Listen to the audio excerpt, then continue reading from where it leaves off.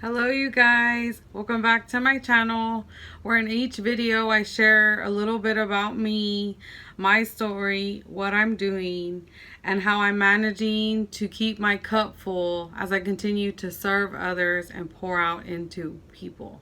In today's video I am calling Sharing Time.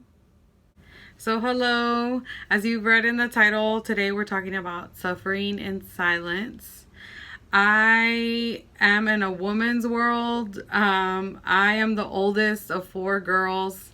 My family, like the grandkids, there's like three boys out of like 26 or something on both sides. So it's mainly girls.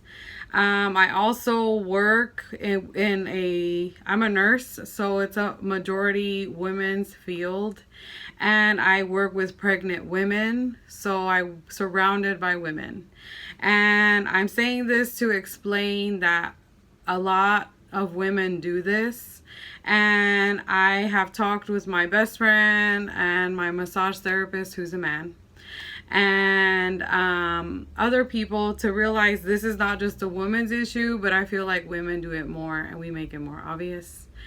And so I have realized that there are three ways that we suffer in silence, and we're just gonna get right into it. One of the most common ways, and kind of the definition of suffering in silence, is when something is bothering you, and you are just acting like you're totally fine, but inside you're like burning, inside you're like dying, and you're not okay, but you're carrying on like you're totally fine. And then sometimes you end up getting upset that nobody notices, and then you get bitter, and it just spins into this thing, which we will go into more detail. The second way is that sometimes like somebody does something to you and it bothers you, and so you tell like everybody about it. You tell your family, you tell your coworkers, you tell people, but you're not telling the person that did the thing. And so in a sense, you're acting like it's fine, but it's not, because it's bothering you. So that's one way. And then the third way is that clearly something's wrong. Clearly you're upset, but you haven't said anything. People are like, what's wrong? And you don't want to say. And sometimes it's frustrating, because that happens a lot in my family, where my grandma's mad or my mom. We can tell they're pissed about something, and we keep asking them what's wrong and they don't tell us. And so sometimes it's very frustrating. And so I just want to talk about that, get it out in the air, and that way we can be free of this, right?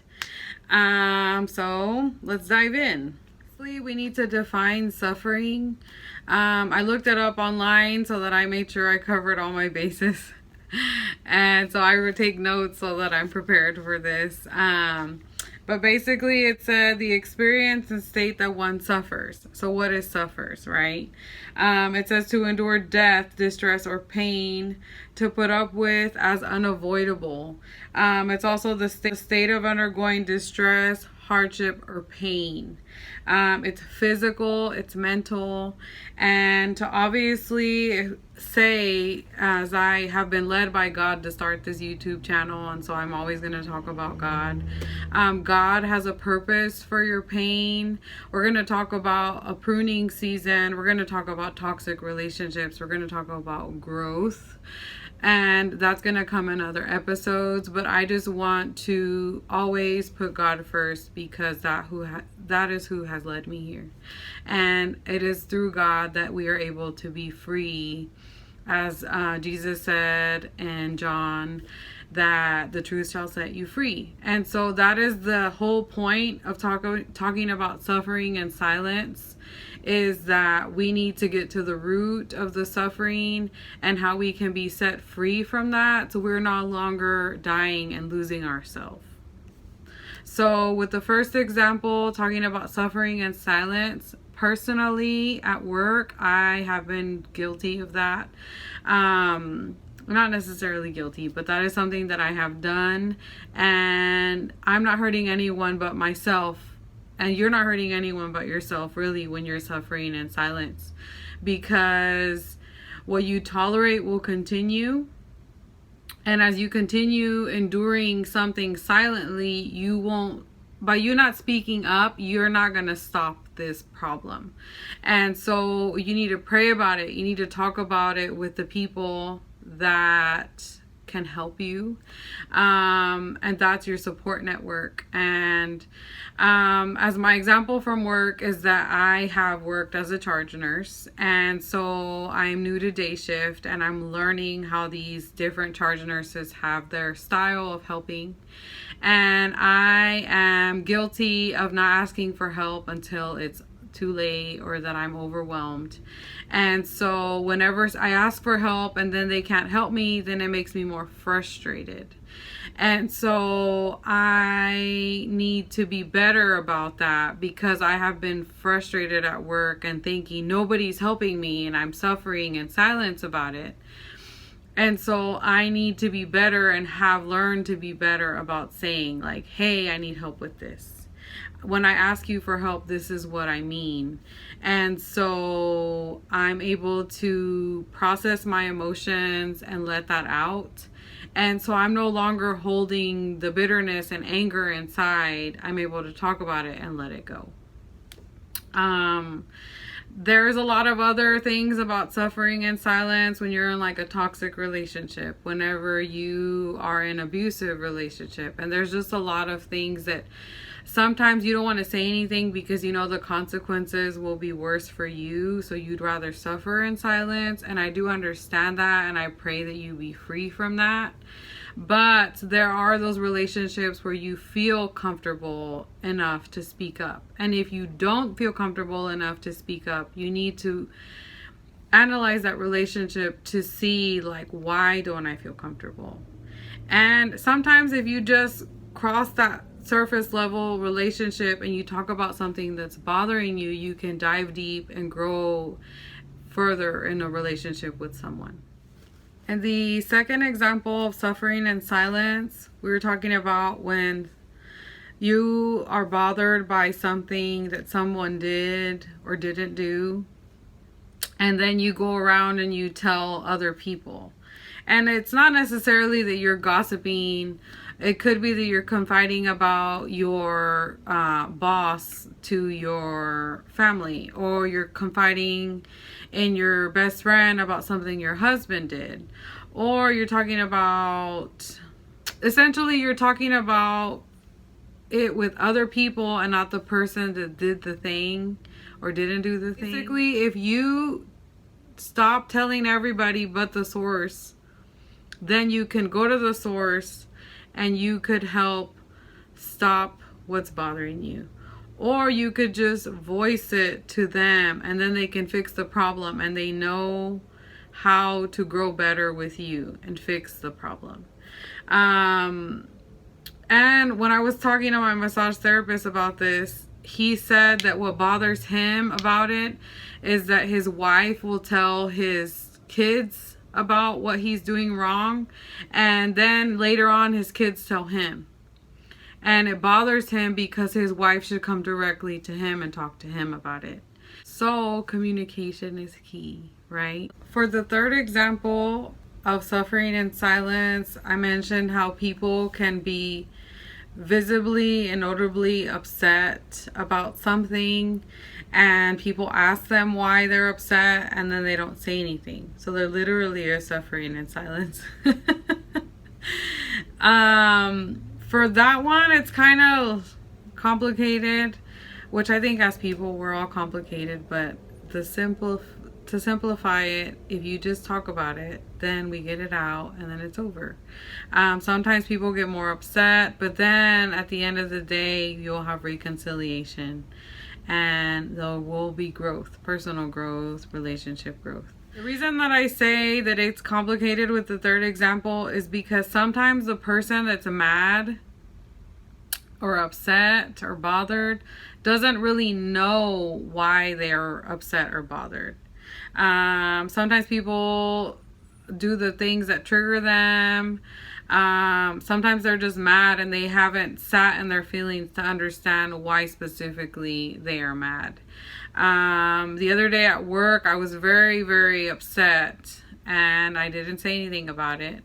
And I ended up working through that to figure out that I was upset because I felt like I had been ignored. And it just takes time. So sometimes when somebody is mad and you ask them, they may not really know. For the example in my family, a lot of times my grandma or my mom get mad and they like stop talking, or they're like red in the face, or they're just like angry. You know, you can tell when somebody's mad.